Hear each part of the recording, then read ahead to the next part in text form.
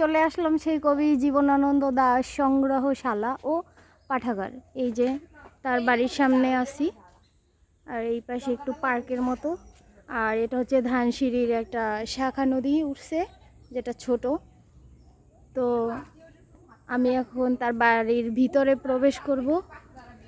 এই যে প্রবেশ করলাম, এই হচ্ছে তার বাড়ির পাশে সেই ধানসিঁড়ি নদী। এখানে বসি তিনি তার কবিতা লিখছেন।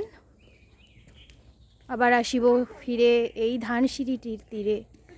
সো ভিউটা অসাধারণ। তার ঘরের পাশেই সেই ধানসিঁড়ি, তো ভিউ তো এমনিই ভালো হবে। এই যে এপাশ থেকেও একটা নদী উঠে গেছে ধানসিঁড়ির, তার উপরে ব্রিজ করা। ব্রিজের এই পাশে এখানে আসে মানুষ ঘোরার জন্য। তো আমরাও আজকে চলে আসলাম। খুবই সুন্দর পরিবেশ।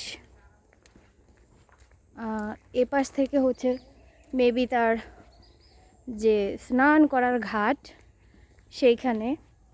হ্যাঁ, এটা হচ্ছে স্নান করার ঘাট। এই যে সিঁড়ি, খুবই সুন্দর।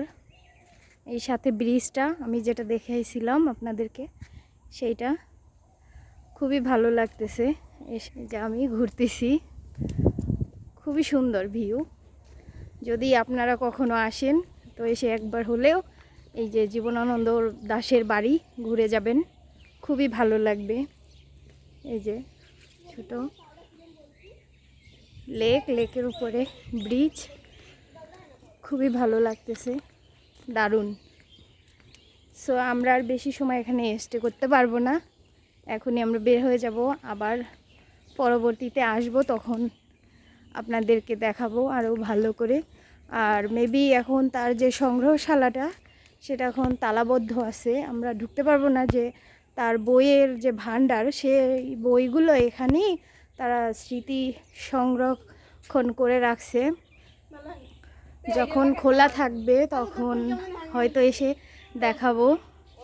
এই যে আমরা ঘুরতেছি, এরা ফটোশ্যুটে ব্যস্ত আছে, থাকুক, সমস্যা নেই। আবার দেখা হবে অন্য কোনো জায়গায়। সো এখানেই বিদায় নিচ্ছি, বাই বাই।